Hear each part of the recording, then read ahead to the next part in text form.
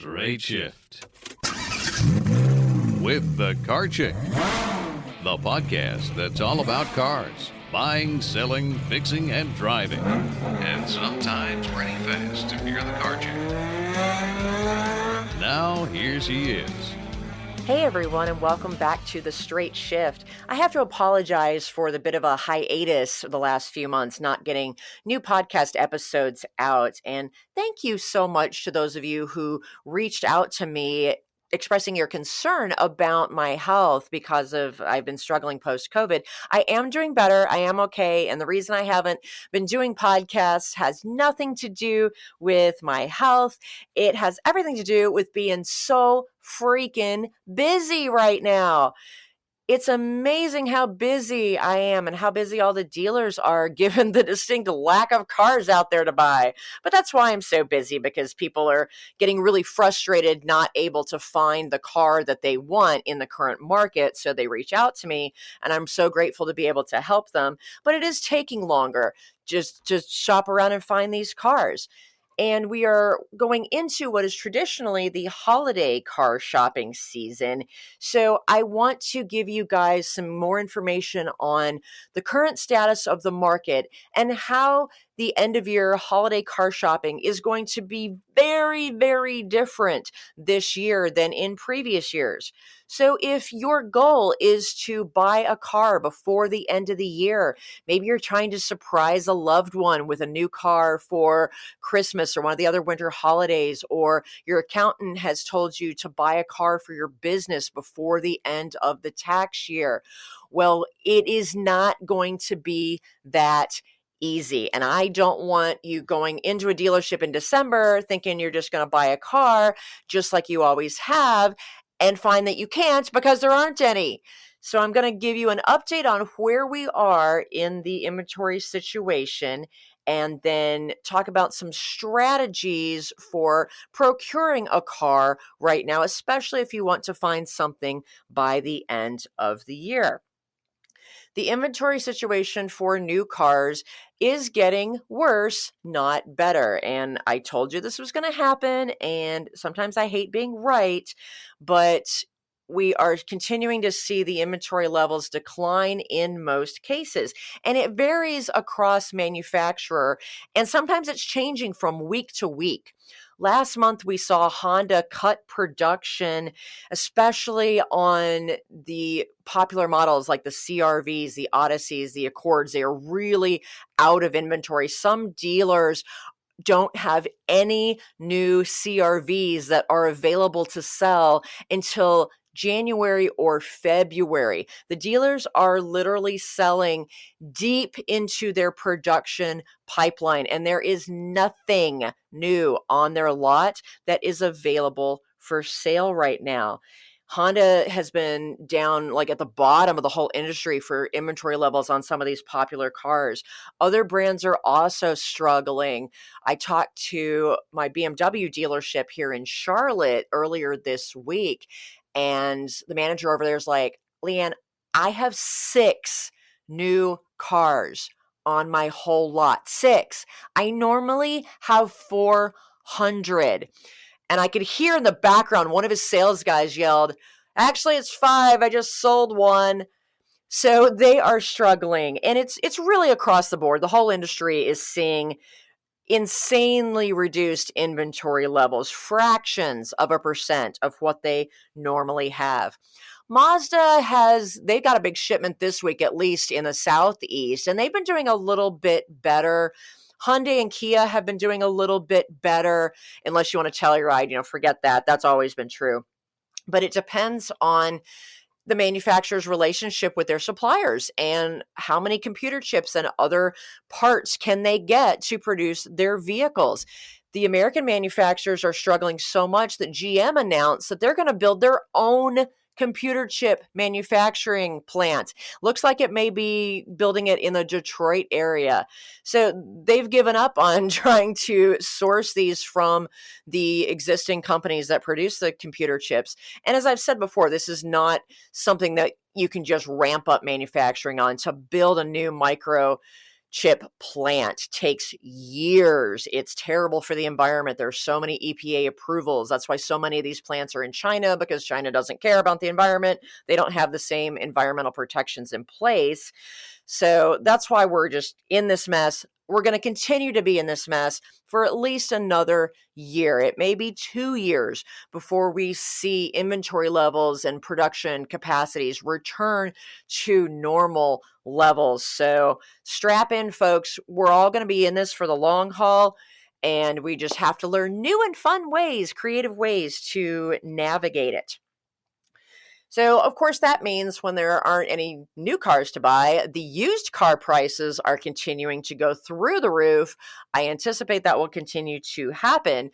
So, on the one hand, that's great. If you have a used car that's just lying around that you're not using, that you don't need anymore, sell it now. You're going to get top dollar for it, even if you don't think it's a great car.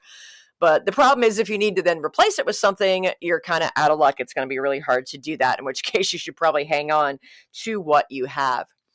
So what does this inventory situation mean for car buyers going into the holiday season and just in general now? It really, the holidays almost have no bearing on where we are today, except that it's traditionally a time where you have a lot of end of year sales. Normally, the manufacturers release some cool incentives, rebates, or 0% APRs, or ridiculously good lease deals, because they are trying to boost those sales to move inventory off the dealer lots before the end of the tax year.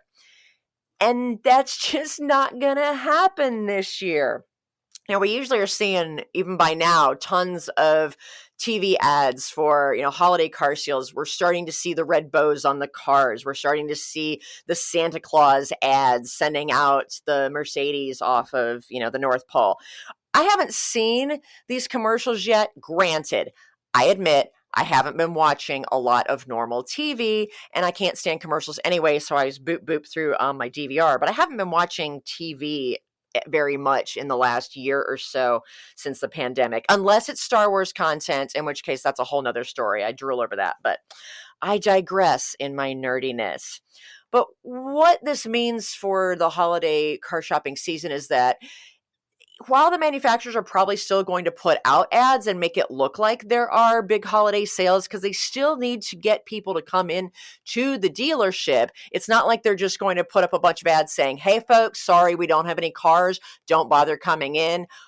Try us again in January. That's not going to happen. They still need to make money. And the dealers at a high level are making money. They're making money hand over fist because their profit margin on each sale is so much higher.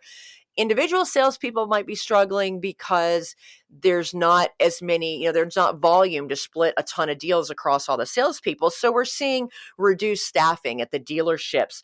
But the dealers are making really good money. If you've tried to buy a car, you've probably noticed that the prices are absolutely terrible. But I still expect that there will be a lot of holiday car shopping ads, but expect it to be a bit of smoke and mirrors. Don't expect there to be big rebates, or in many cases, any rebates whatsoever. There may still be some low APR, low interest rates advertised, and the manufacturers may find ways to make it look like they have some great lease deals. But let me tell you, leasing right now absolutely sucks.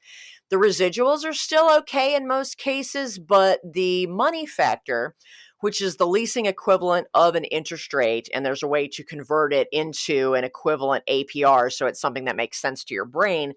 But we're seeing those be, in the 5.5% to 7% range instead of 1% or less, which is what good lease deals, especially this time of year, normally are. And most people don't look at that. They just look at the monthly lease payment. But we noticed this trend starting to change earlier this year, really towards the beginning of the year. I was looking to lease a Nissan Murano for one of my clients. She is like me, her office, she runs her business out of her house and she doesn't drive very much. So every 3 years, we just lease her a new Murano. She loves, loves, loves the car. She's always under her mileage, always has positive equity to roll into the next one. So she has ridiculously low monthly lease payments on the top of the line Murano Platinum. And so we went through that earlier this year, March, April, and the numbers came back and the monthly payment was like $150 higher than it normally is. And I looked at all the parameters, and this was with the dealer still cutting us a deal on the car because they love me, and still rolling in positive equity from the previous lease. But we looked at it and the residuals weren't quite as strong, but the money factor was absolutely terrible. And on a lease, especially, that interest rate, what you're using their money for, makes a huge difference in that monthly payment. And we were really ticked. So we started looking at some other cars. And we found the same thing. We looked at a Hyundai Santa Fe and same thing. The leases were terrible. So for her situation, it didn't make sense to pay so much more money per month for basically the same car, kind of what she had now. It's not like there were a lot of significant differences in the technology. So we decided that she refinanced her lease and is just going to hold on to that car for a little while longer. And I'm continuing to monitor the market. And as soon as leasing becomes attractive again, we're going to go ahead and just kind of resume her deal. But it was crazy how bad the lease deals were. And I'm still seeing that. I'm looking at leases for Audis right now for some of my clients.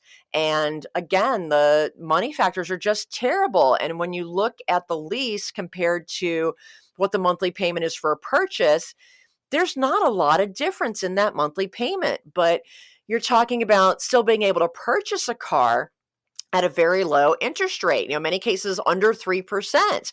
So why, if the auto loan rates are based on prime, which is really low, leasing rates are also based on prime, which is really low, but they're set by the leasing company?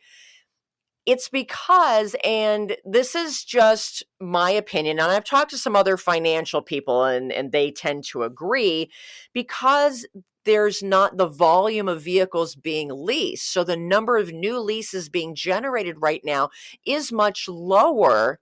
The leasing companies still need to make their money. So they're jacking up the lease rates so that they're still making money on the lease. And you as the consumer are paying that price because they count on consumers not really understanding how rates within leasing work. They don't know what a money factor is and how it works and how it equates to an APR.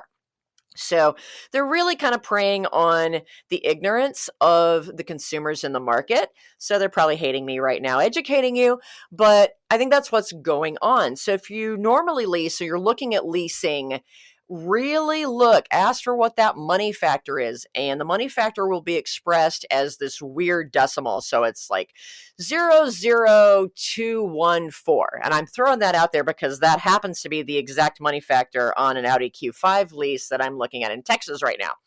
And that equates to, what you do is you take that 0.00214 or whatever the money factor it is, multiply it by 2,400. Don't ask me why. It's a rough estimate. Normally you have to use calculus and super advanced math to translate it. But if you want to get a quick and dirty translation, multiply that money factor by 2,400, and that will give you an interest rate. So that money factor equates to about a 5.78% interest rate. Well, that's just not awesome.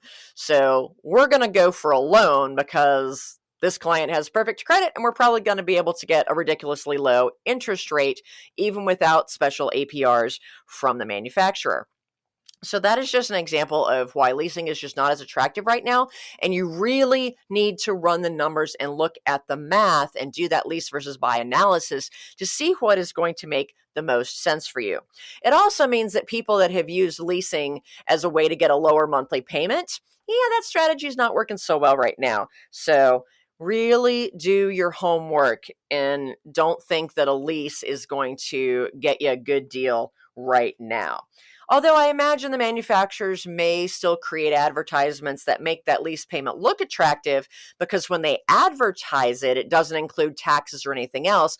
But there's usually a long paragraph of fine print that says how they got to that monthly lease payment. And it's often really low miles per year. So it might be a 10,000 mile per year lease instead of a 12,000 mile per year lease. And there may be thousands of dollars due at signing. So it assumes that you're going to put down a significant chunk of money as a down payment to lower that monthly lease payment. It might be based on the base model car, and you don't want the base model car. So you really, and this is true anytime, whether there's a lot of inventory or there's not, leasing just has some other little things that you have to be very, very careful about to understand where they're getting that advertised monthly payment. And your chances of getting that advertised monthly payment, probably got a better chance of getting struck by lightning. So look at the details, read all of the fine print. The other challenge with looking at leasing right now is that you can't lock in the lease. And same thing with a loan. You can't lock in your financing until the month that you actually take delivery of the car. Normally that is fine because you go to the dealer and the car is there and you buy it or you lease it and you leave with it and you're fine. But right now, as I said, the dealers are selling so far into their production pipeline that you may put a deposit down on a car that's not going to be here till January.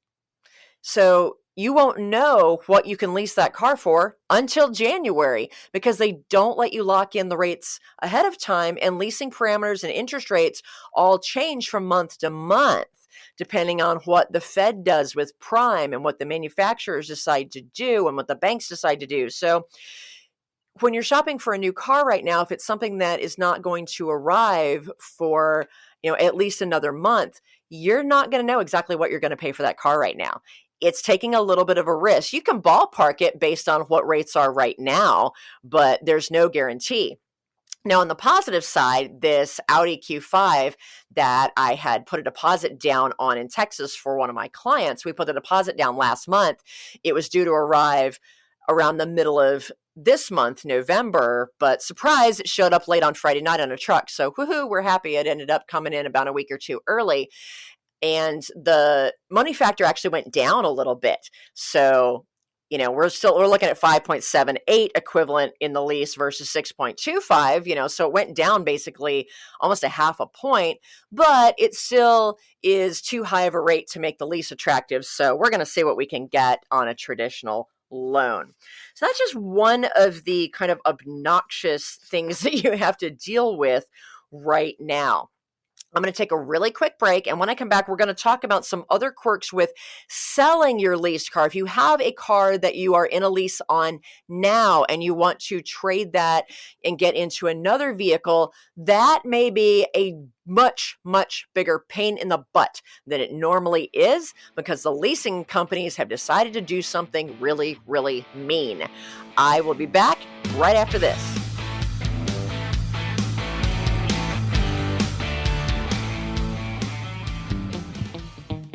Do you hate car shopping? Do you worry about being taken advantage of or about finding the right car at a great price? Buying a car can be a frustrating and time-consuming experience. But what if you could get a great deal without having to do a ton of research, without having to haggle, and without the fear of buying a lemon? You can. As your personal car shopper, the Car Chick will help you pick the perfect car based on your unique lifestyle, budget, and personality. She'll handle all of the legwork and negotiating for you. All you have to do is sign the papers and take the keys. It's that easy. To learn how the Car Chick can save you time, money, and hassle on your next car purchase, give us a call at 704-248-8706. That's 704-248-8706. Or visit us on the web at thecarchick.com. Where the rubber meets the road. Nice to meet you. Love your asphalt. Hey, nice treads. It's Straight Shift with the Car Chick. Hey everyone, and welcome back to the Straight Shift. We are talking about how holiday car shopping this year, 2021, is going to be very different and very frustrating for many people than it is in normal years because of the distinct lack of new car inventory. So one of the things that is going to add another challenge, and I suspect this is going to rear its ugly head for a lot of people as we get into this end of year season, because that is the time when a lot of people normally lease cars. So for the folks that leased cars 3 years ago, their lease is coming due at the end of this year. They may have extended it. Some of the leasing companies have allowed you to extend your lease, but there's going to be thousands and thousands of people for whom their lease is ending sometime during this holiday season, and they're going to be forced to do something about that. In normal times, you can just trade in your leased car, just like you could trade in a car that you had a normal loan on. You just trade it in, you get a trade-in value for it, and the dealer pays off the lease just like they would pay off the loan. Any positive equity stays with you. You don't have to stick with the same manufacturer. If you had leased a Honda, but now you want a Toyota, no worries. That's all. It all works. It's not a problem. Oh, it's a problem now. It has become a significant problem. And I discovered this. It started rearing its ugly head, as I've said, back when I was working on that Nissan Murano lease for my good client and friend, LeeAnn, back towards the beginning of the year. And we started looking at selling that lease to Carvana or Vroom or one of the online dealers because they have been offering obscene amounts of money for cars because they are cut off from much more used car inventory than the franchise dealers are. So they're desperate. They have been offering crazy money. And so they have literally been stealing, at least from the perspective of the franchise dealers, all the good cars, people that have been in leases, like, wow, I can sell it to Carvana or to Vroom or to even CarMax for so much more money than the payoff on my lease. They're like, woohoo, I can make some money here. And that was working great for the consumers. It was working great for these independent dealerships. Guess who it wasn't working so well for? It wasn't working so well for the franchise dealers who normally get almost all of those off-lease cars. And those are the cars they love to have because they're gently used. They tend to be well cared for. That makes up the bulk of the used car inventory that they can certify and then sell as certified pre-owned vehicles on their lot. So as they started seeing these beautiful off-leased cars getting just bought up like crazy by these independent dealers, some of the leasing companies started getting smart and saying, okay, we need to protect this inventory and keep these independent dealers from stealing it out from under our franchise dealers so that our franchise dealers can have this certified pre-owned, gently used inventory since they don't have the new inventory. It was really hurting the franchise dealers. So the leasing companies stopped releasing the titles to the independent dealers. So here's what happened. Person A sells their leased car to, and I'm just going to use Carvana as an example. Carvana pays them, say, $30,000 for their leased car. The residual was only $17,000. So the consumer makes a profit of $13,000. Carvana pays them that $13,000 and then goes to pay off the lease with the leasing company. And the leasing company says, yeah, no, we're not going to sell it to you. We're not releasing the title to you. Take your money back. You cannot have this car. Well, meanwhile, they've already paid the positive equity to the consumer. So they lost their butts. A lot of these independent dealerships lost lots and lots of money because nobody knew. It's not like the leasing companies announced, hey, guess what, folks? We're not going to let you sell your vehicle. Now they kind of just decided behind the curtain to not do it. And it has lost a lot of money for a lot of independent dealers. So now more and more of the captive finance companies are doing that. So on Honda Financial's website, they actually have specifically gone out and said this on their website. We do not allow you to sell your leased car to anyone except a Honda or Acura franchise dealer. So here's the thing. You can still sell your leased car. You just have to sell it to one of the franchise dealers. You can't sell it to an independent dealer. You can't sell it to a different franchised dealer.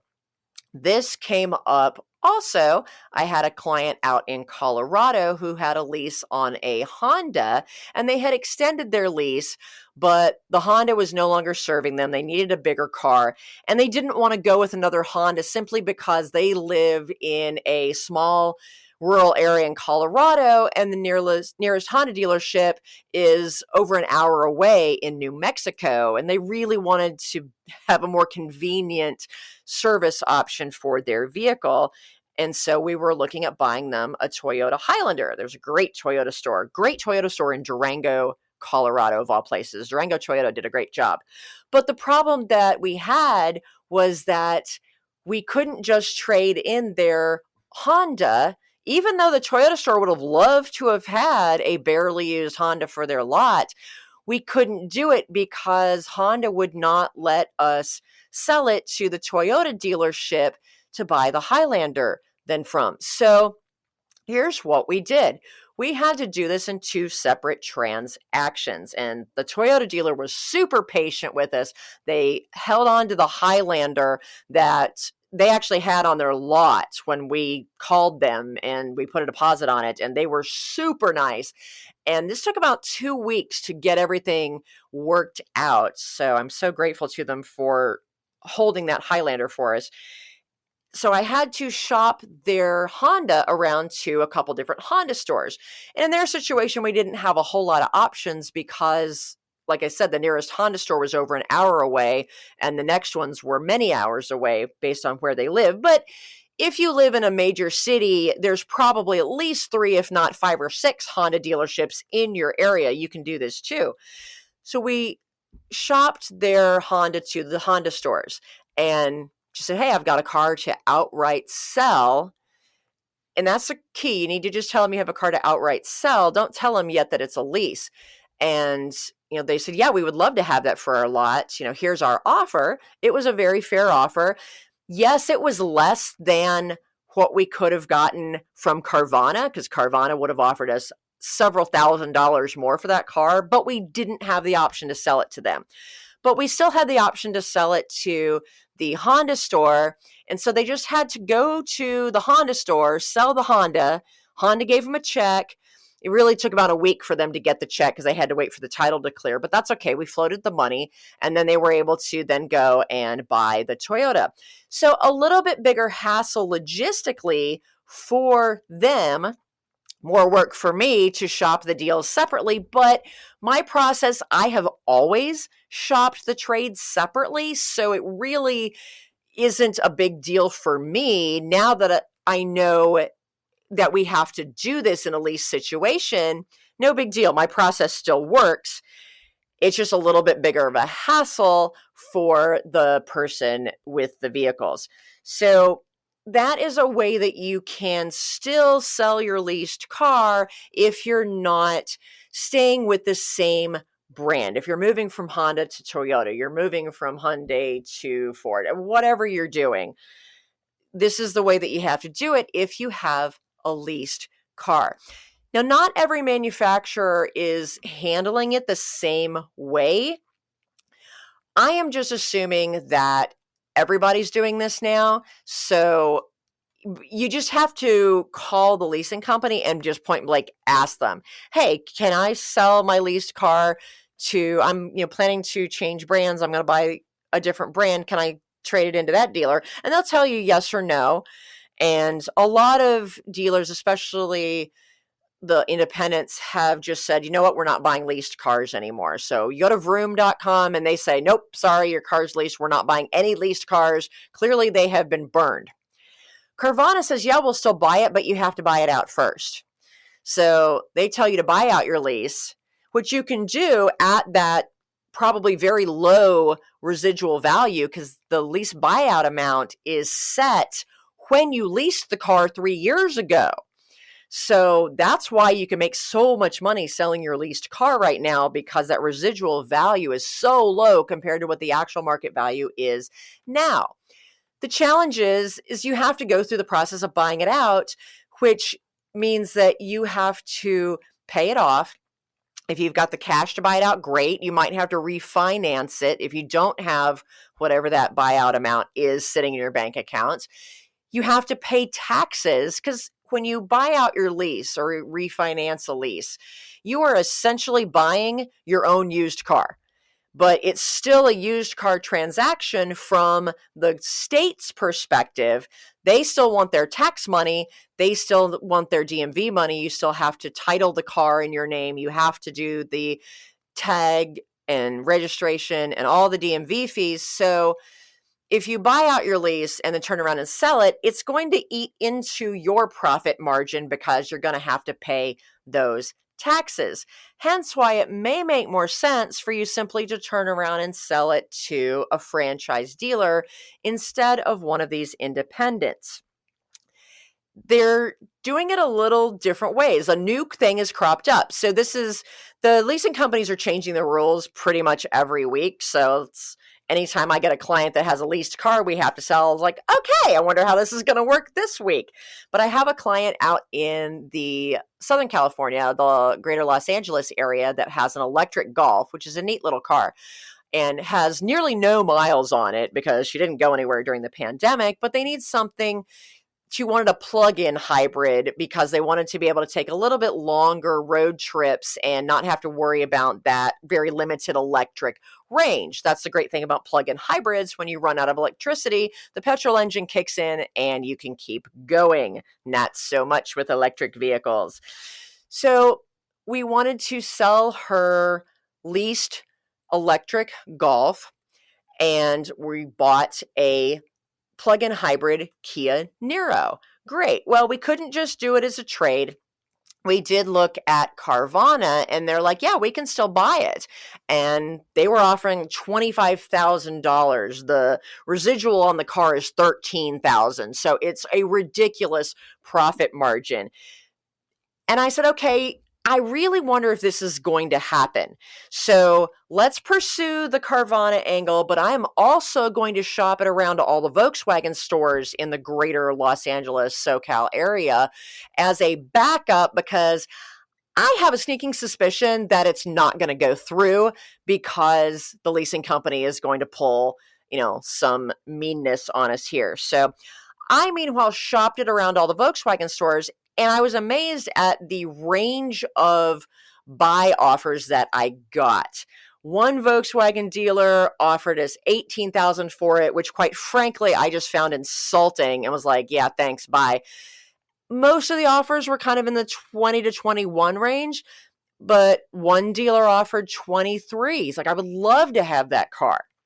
So I said, okay, we're waiting for their new car to come in. Can you be flexible with us? She's still not driving much. Obviously, if she puts a ton of miles on it or she gets into an accident, the condition of the car changes. Obviously, the 23K won't hold anymore. But he's like, yeah, I will take that car whenever you can sell it to me. Just let me know when they get their new car.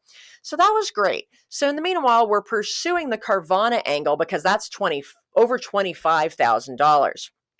And Carvana comes back and says, yeah, you're going to have to buy it out and then sell it to us. Well, buying out your lease in California, because the taxes are ridiculous there, I'm talking over 10%, she's going to have to pay over $4,000 in taxes and fees and just everything that's involved with buying a car in the state of California, and then have to wait probably weeks to get the title to it in hand before she could do the transaction with Carvana. And that just wasn't going to be realistic. And then Carvana came back to us and said, hey, we can buy it from you directly.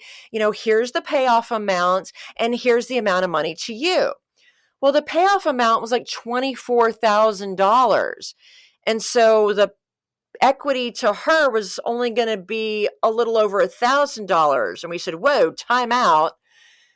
The payoff is $13,000. And Carvana's like, well, this is what Volkswagen sent us. Here's the documentation from them. So we called Volkswagen Financial and said, so Carvana's telling us that you gave them a payoff of $24,000, and the payoff to the buyer, to the leasee, is only $13,000. They're like, yeah, if you sell it to a non-Volkswagen dealer, we give them market value pricing. So Volkswagen Financial jacked up the selling price of that leased vehicle by $11,000 if we wanted to sell it to Carvana. So basically saying there's absolutely no point in selling it to an independent dealer. They would have made a killing on that. So they desperately want you to turn in your leased car right now.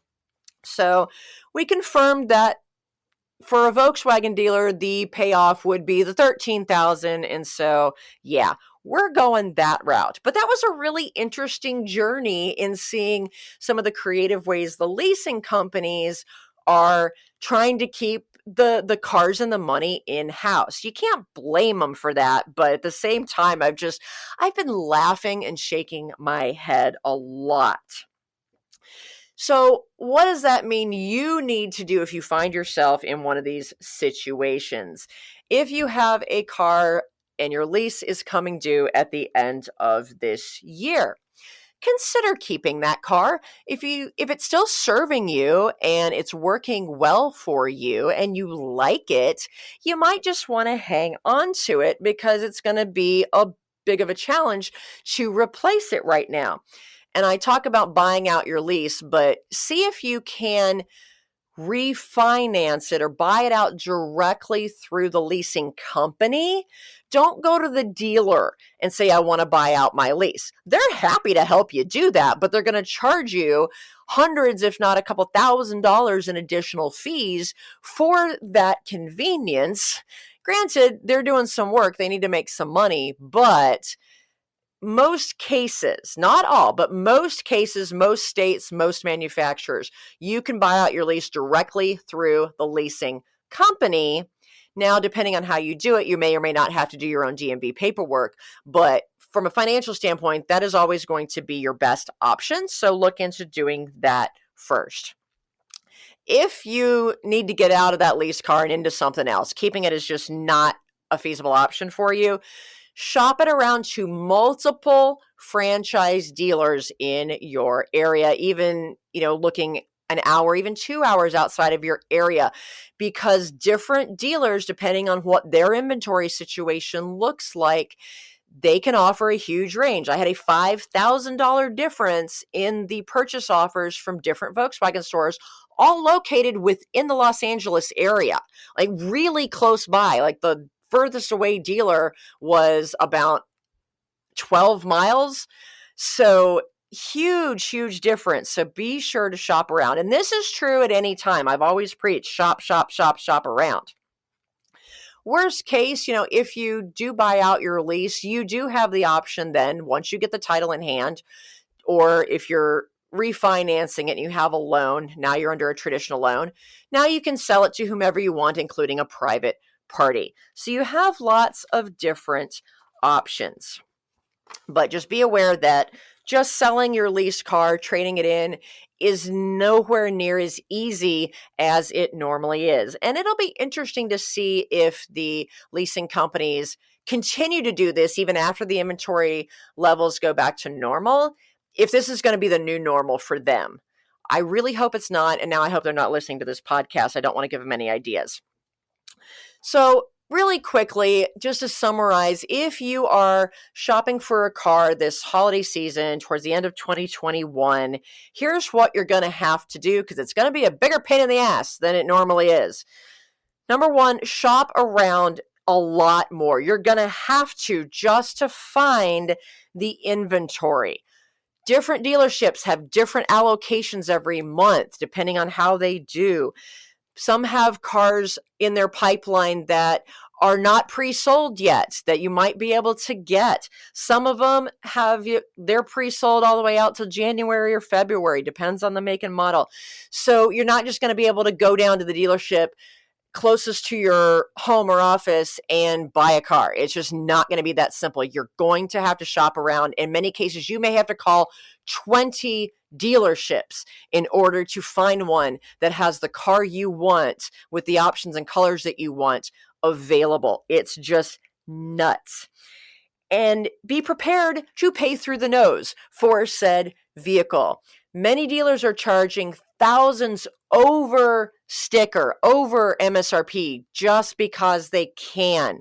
Some are selling the car at sticker, but they're putting thousands of dollars in dealer add-ons, accessories to the car, many of which are not worth the price they're charging for that package. They're just hiding the money in different places. There are a handful of dealers who are being really nice. They're charging sticker, but they're not charging over sticker. They're not putting stupid add-ons on the car, or if they are putting some add-ons, they're actually useful add-ons like window tint, rubber floor mats, nitrogen in the tires. One dealership in Texas is putting a ceramic coating over the whole car that helps protect it against the Texas sun. That stuff's really good, and the price they're charging for it is less than if you went and got a company to put ceramic coating on your car aftermarket. So I have no problem with that. Those are actually useful things that will help protect your car anyway. But those dealers are few and far between, so it's going to take you a lot of phone calls and emails to find the dealers that are doing better on the pricing, being more fair, but can also still get the car. And you might not know exactly how much you're going to pay for that car until it gets further along in the production pipeline. Typically, we don't get the window sticker with the MSRP until the car actually hits the port. So that may be just a few days before it arrives at the dealership and you buy it. The dealers don't know. So you're really going to be taking a little bit of, rolling the dice on the price of the car. So you might have to have some flexibility in your budget.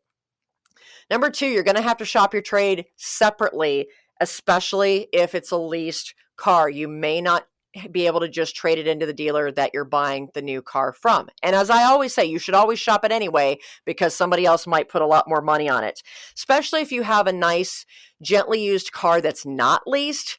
Try the online dealers. They are putting stupid money on these cars because they're desperate for inventory. Like I said, you may have to wait for that car to come in, so you may not be able to secure your financing until the month that it arrives. Again, this is some uncertainty in the total price you're going to pay for the car. If you absolutely have to have a car quickly, I'm working with a bunch of people who have, unfortunately, their cars have been lost in an accident, declared a total loss. Cars have died a horrible death and cannot be resurrected for any reasonable amount of money. They have to get another vehicle right now. And so the make and model that you choose may be dictated by what you can actually get. I don't like people to settle, and certainly don't settle for a model that has terrible reliability ratings and is a piece of junk, or you absolutely hate just because it's available. But, if you're looking at between, I like the Honda and the Toyota and the Subaru and the Mazda, your decision may be made by, the Mazda is the only one I can get, or I can get the Toyota probably next month, but the Honda I won't be able to get until February. So that may drive your decision-making process. And you might have to go with a gently used car, and you're going to pay new car prices for gently used cars. But if you're desperate for a vehicle right now, unfortunately, this is the worst possible market to be desperate for a vehicle in, but you may have to consider a pre-owned model. And what I'm telling some people is maybe you need to just make a tactical decision and buy kind of an interim vehicle. Buy something now that's used, that's going to do what you need it to do, even if You don't totally love it, but it's going to get the job done. And hang on to it for another year or two until things improve. And then you can still turn around and sell it without losing a ton of money, as long as it's kept in good condition. And then you can get what you really want. You just may have to do a temporary car until what you really want is more available. Not ideal, but this is the world that we are living in. And finally, if you're not desperate and you don't really need a new car, perhaps consider keeping the one that you have, as long as it's still serving you and you don't totally hate it. So, folks, I hope this information has been helpful to you, especially if you are looking to get into a vehicle by the end of the year. It is not going to be as easy as it normally is, and you're going to have to put a lot more time, effort, and thought into the process. I promise I am going to get back to podcasting on a regular basis. I have missed talking to you guys, giving you guys this good content. I appreciate your patience.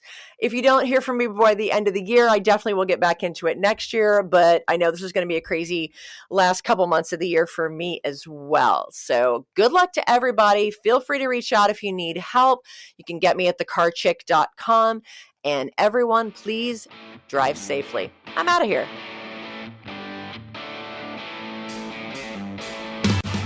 The Straight Shift podcast is copyright LeeAnn Shattuck, The Car Chick, 2017. All views expressed by guest and or co-hosts are those of the guest and or co-hosts, and not necessarily those of LeeAnn Shattuck or The Car Chick.